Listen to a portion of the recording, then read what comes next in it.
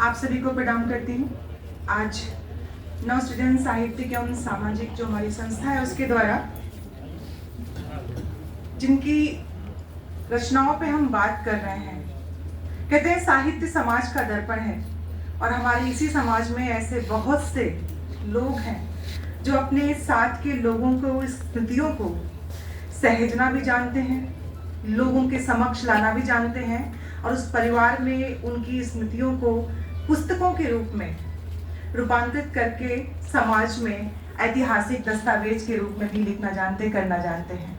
आज हम बात कर रहे हैं श्रीमती शिवा कुमारी गिरी जी, जो गोस्वामी जी, जो मेरी जन्मभूमि में अवध विश्वविद्यालय के साकेत कॉलेज में विधि विभाग में असिस्टेंट प्रोफेसर थी। अपने जीवन काल में उन्होंने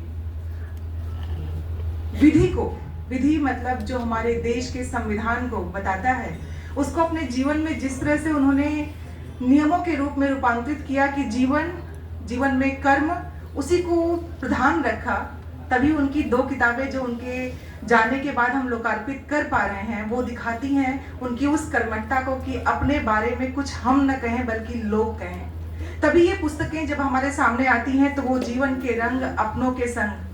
और जब दूसरी किताब हम देखते हैं कौतुक कान्हा, वो दिखाते हैं उनके उस जीवन में जिसमें उनके पति का सहयोग रहा होगा, उनके बच्चों का साथ रहा होगा और उनके माता पिता का आशीर्वाद। तो सबसे पहले मैं उनके जीवन के बारे में कुछ बातें रखना चाहूंगी कि उनका जन्म हुआ था 13 मई 1943 को और उनके पिताजी का नाम यश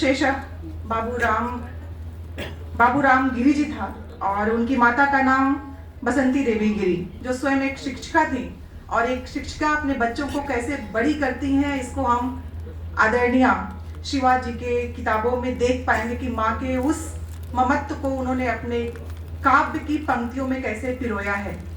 आपके पति, जिनको लखनऊ या यूं कहूँ कि शायद ही विधि पढ़ने वाले किसी भी ऐसा कोई स्नातक हो, ऐसा कोई बच्चा हो जिनको उनका नाम न पता हो, वो है आदरणीय डॉक्टर प्रोफेसर विष्णु गिरी गोस्वामी जी, जो सिर्फ लखनऊ नहीं बल्कि लखनऊ के बाहर जो भी विधि को पढ़ना चाहता है, जानना चाहता है, समझना चाहता है, वो उनके धर्म के संवाहक या यूं कहूं कि उनके अर्धांग उनके पति हैं। और उन्होंने उनके उस कार्य को जो कहीं न कहीं घर में किसी कोने में रखा हुआ था, उसको उन्होंने आज पुस्तकों के रूप में रूपायित करके हमारे सामने रखा है।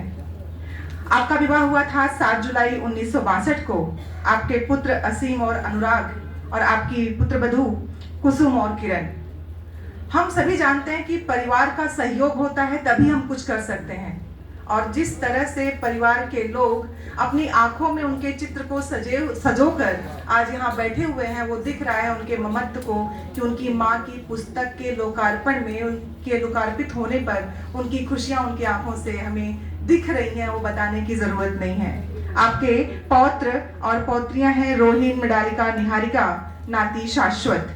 अब आप नाम अगर देख रहे होंगे तो उसमें साहित्यिक जो शब्द हैं और जिनका पर्याय है, जो उसके अर्थ हैं, वो बता रहे होंगे कि उस माँ में जो लेखन की क्षमता थी वो उनके बच्चों के नामों में कैसे रूपायित हो उठी है। चाहे वो शाश्वत हो, चाहे वो रोहिन हो, चाहे मृणालिका हो या उनके पुत्रों का नाम।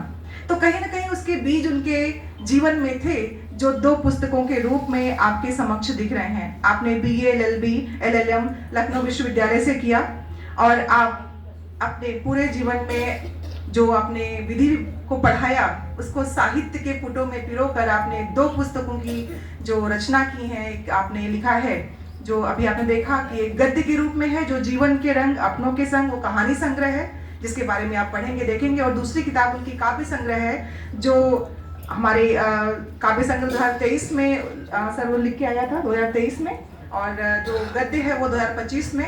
तो ये आप लोगों के समक्ष है। इन्होंने अपने पूरे जीवन के बातों को जो पिरोया है, उसमें जब वो ईश्वर से प्रार्थना करती हैं, आपने वीणा वादनी माँ सरस्वती की जो वंदना सुनी, उन्हीं की स्वयं लिखित है।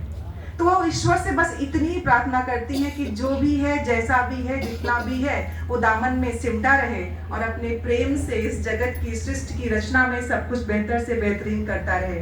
तो मैं एक बार फिर से आदरणीय हमारे प्रोफेसर गिरी सर को बहुत बहुत साधुवाद देती हूँ कि आपने उनकी दोनों पुस्तकों को जिस रूप में अपने परिवार के प्रेम और सहयोग से आज हमें लोकार्पित किया है, उसके लिए आपका साधुवाद, धन्यवाद। और यूं ही उनकी रचनाएं हम तक पहुंचती रहें और हम उनके जीवन के लिखे हुए उन रंगों को जो उनके अपनों के साथ थे, हम सब उस रंग से आप्लावित होते रहें और उनके नाम को अपनी स्मृतियों में यूं ही सजोए रहें। पुनः एक बार मैं नमन करती हूँ श्रीमती शिवा कुमारी गिरी जी, गोस्वामी जी और उनके पूरी परिवार को साधुवाद देती हूँ, जो अपनी माँ के लिए, पत्नी के लिए, अपनी दादी और नानी के लिए यहाँ उपस्थित होकर अपने उनके प्रति अपने प्रेम को प्रदर्शित कर रहे हैं। हम पुनः नमन करते हैं और हम ये ईश्वर से प्रार्थना करेंगे कि उनकी रचना हमेशा साहित्य के पटल पे ऐतिहासिक दस्तावेज के रूप में अंकित रहे।